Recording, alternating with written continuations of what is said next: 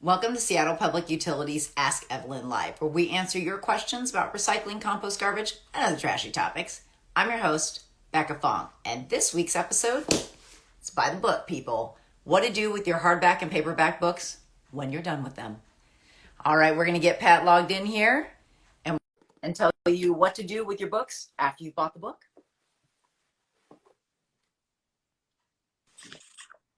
Hey, Hi, Pat. how's it going? It's going good. How are you? Good to see you. Good to see you too. Yeah, this week's episode's pretty fun. It's by the book, man. By the book. So, Let's do it by the book. Absolutely. So, yeah, this is a topic that I've been wanting to cover. This is the one that comes up. It comes up quite often, actually. It does. Absolutely. And with back to school coming up, that's why this question kind of came to us. It's like, all right, folks, people are buying books. People are getting rid of old books. So let's jump into this week's question. Okay.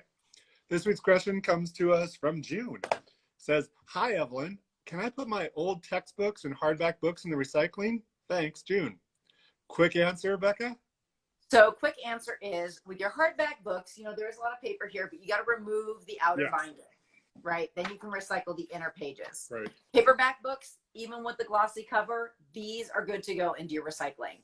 But there's a lot more to it than that. So let's get into the details, Pat. Right. So the reason why the hardback books are not accepted is because there's just so much to it, right? There's so much in that hardback. And then you've got, in the spine, you've got all the different glues and sometimes fabrics and things in there. So a lot of the hardbacks are not actually paper. It's like a wood or a plastic board or something like that. So the hardbacks are not recyclable. Whereas paperbacks, like you said, even with the adhesives that might be in the actual, like, it's still, there's some adhesive in there, but it's mostly all paper. So your paperback books are totally accepted for recycling as is. But the best thing to do is to donate your books to Goodwill or another thrift store, because they look at this ISBN code right here. Like that code is on every book, right? Every single book you get has that on it. And first thing they do is they scan for that code and they see if there's a resale value to that book. So if you give them a book and it's got to, have a code on there, and if they think, this book is actually going for $4 a piece online, they will post it. So folks like Goodwill are happy to take your lightly used, and we're not talking about I brought this book up because, it's a little rough on the corners. Yeah.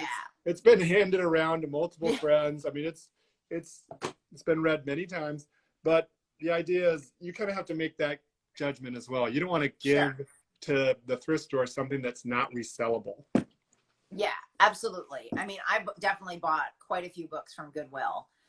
What's interesting, as we've looked into this a little bit, textbooks are super expensive, right? And that's why June wrote to us. It's like, unfortunately, there used to be some pretty good buyback programs, but we've heard from Risa, who is our fantastic production intern and also a student. She said that her intel is that generally for about 3 years, your editions are good. And then after that, they're not really worth a whole lot, which is a little bit of a racket. Yeah, well, because the professors are assigning them and maybe writing these textbooks. But that's another conversation. Yeah. But so if you can either, if it's an edition that's within 3 years of publication, great, go ahead and try to sell those back. You can also sell them back online. Back in my day, you could take them to the U-book store. Right. Or another good option is to hand those down or resell them to an underclassman, right? Someone who's going to be coming behind you in your program that's going to be using those textbooks, because that's going to give them a break, which is fantastic. It was always a bummer to go into the bookstore and for the book you needed, that there weren't any of them that had the little yellow used sticker. Totally. Like, oh man, I have to pay full price for a new textbook.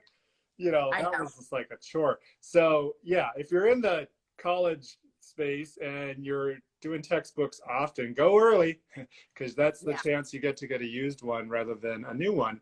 But yeah, so 3 years, that's a good gauge, I think, for how long a textbook lasts in a classroom. The professors and the programs, they will evolve. There is new information sometimes, or it's just, the latest kind of volume from the professor's, library of publications. So that's the other part of it. That's a bummer. But I mean, online sources, one can look up and find postings online.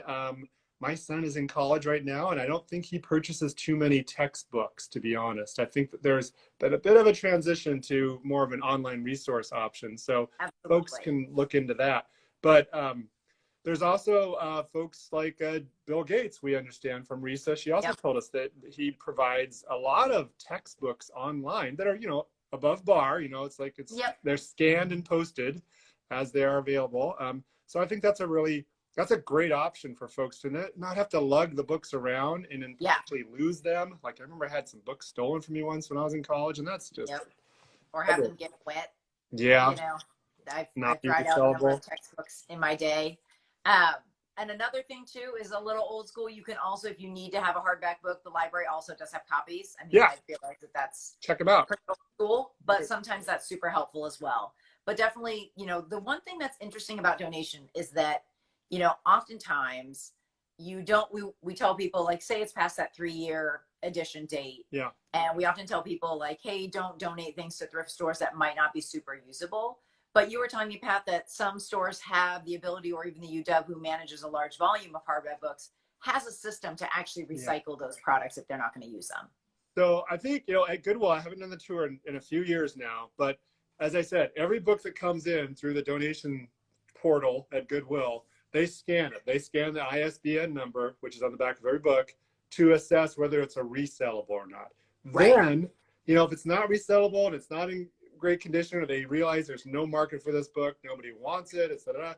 So then it's like, if it's hardbound, they throw it in one Gaylord, one big bin for that. Right. And then paperback, would just go to the recycle bin, basically. Sure.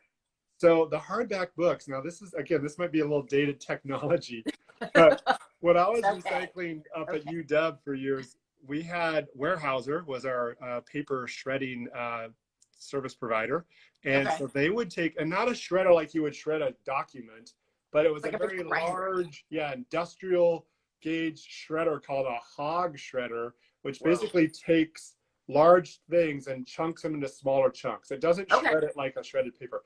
But if you can take a hardback book, which, has its... Like one of these. Yeah, exactly. And you're able to chunk it into smaller pieces through a chunker, a big kind of hog shredder, then most of the paper is going to be loose by then, mechanically, and then recyclable. And then the hardback parts can be kind of screened off for disposal. So that's kind of how it's done on a macro big scale. And that's where I hope that Goodwill still has that channel, that option for recycling their hardback books. I'm confident they're not throwing them out. It's just a question of like whether they have to pay to offload that container load or if they get paid for it. So, the markets change and technology changes, but I'm confident they're definitely upgrading that further upgrade than what we have an opportunity to do at home, which would be garbage can or recycle bin. Sure, absolutely. And we have a comment here that says that this person used to share textbooks with their friends and classmates. Oh, sure. Absolutely, Kate. Like, that's a great tip.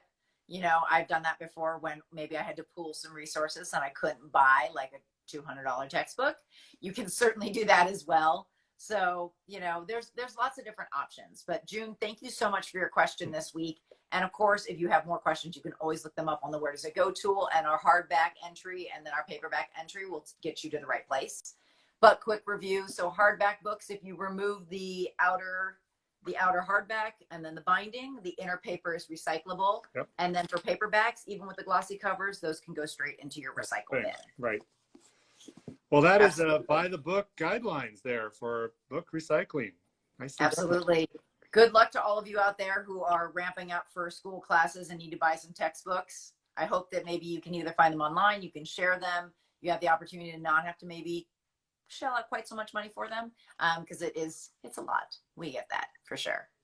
So June, thank you so much for your question, and folks, keep them coming. You can send them to us on Facebook, Instagram, Twitter, or send them to askevelyn@seattle.gov. And it keeps the show going, and we love hearing from you guys all the time. All right, folks. Well, we will see you next week, and always a reminder, we'll put a link to the Where Does It Go tool because that is your best source for information. And with that, I'm Becca Fong, and life's simpler with less stuff. And I'm Pat Kaufman. Remember to recycle right. We'll see you next time. Bye, guys. Bye.